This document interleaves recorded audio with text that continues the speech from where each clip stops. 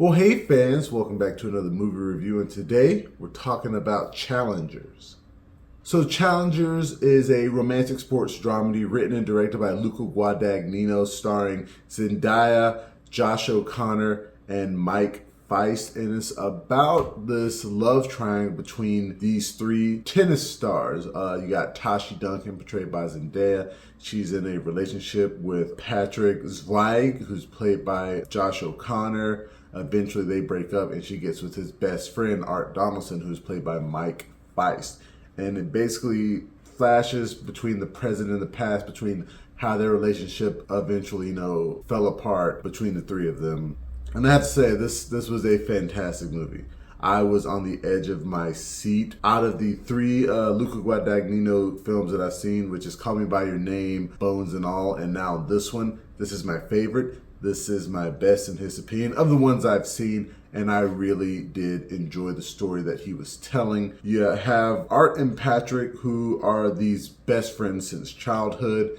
They, help each other out when they can in terms of tennis. They're a great doubles team, and even when they go against each other, they don't necessarily care who wins. They'll let each other win from now and then just to, appease a family member or whatnot. And of course, one of them is interested in Tashi Duncan, and they go see her match, and of course after watching her play, the other one falls in love with her as well. And just watching that relationship form between the three of them, how they kind of like both go after her, and she sees it as sport, as like, so which one of you wants me? And since both of them do want her, she's like, I don't want to break up this great friendship. And still, they're like, well, one of us should be chosen.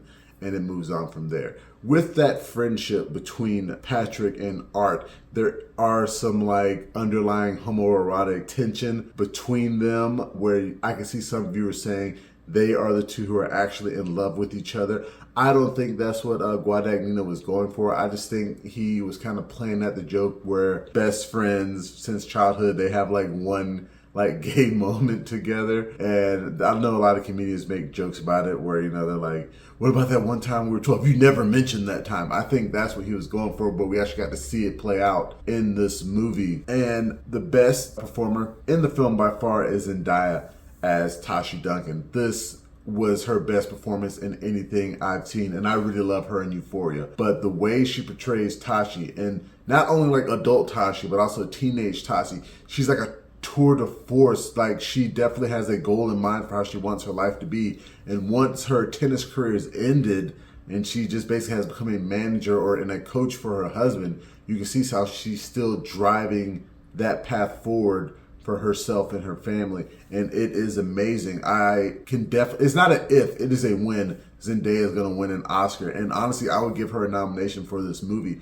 It was supposed to come out last September, which would have put it in the Oscar contention for last year. A movie coming out in spring, it makes it harder to get, remembered and involved. I really think they should have pushed it from this September, or from last September to this September. And I think you could have definitely gotten another Oscar nomination for Zendaya for this role, because it was just amazing. And that doesn't mean O'Connor and Faist don't do a good job as well. They are also great, and honestly, they deserve Oscar nominations as well for their friendship. This very much reminds me of the decaying friendship in The Social Network between Mark Zuckerberg and Eduardo Sabrin. This is the type of, we used to be friends, but now we're enemies type of situation that I got from this relationship. And speaking of The Social Network, the score was done by Atticus Ross and Trent Reznor from Nine Inch Nails. And wow, the music in this film is amazing. There's like a techno synth beat sometimes. There's like these eerie tones, when Tashi's walking away. It kept me on the edge of my seat. It made the tennis matches better. It made everything better.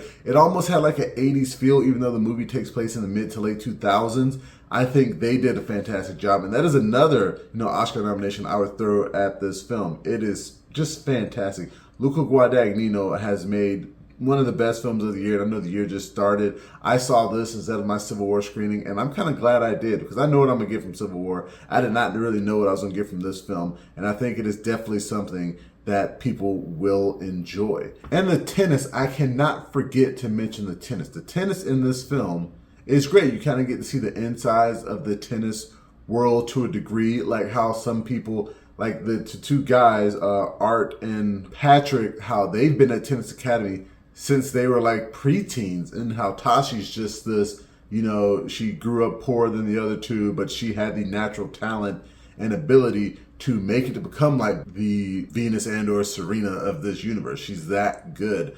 And so good that people are even crazy. Like, why are you even going to college? You're just going to be beating up on these kids who are great at their high school. You're better than that. And it's just amazing just to see the ins and outs of this world. This movie made tennis sexy. Tennis has never been, I'm not going to say tennis hasn't been sexy with Venus and Serena, but it made it sexier. It made it sexier. This is, like I said, just a great sports movie. It's one of my favorite sports movies now. So in terms of a score, I think I'm going to give Challengers an excellent 9.2 out of 10. Like I said, thoroughly enjoyed this movie.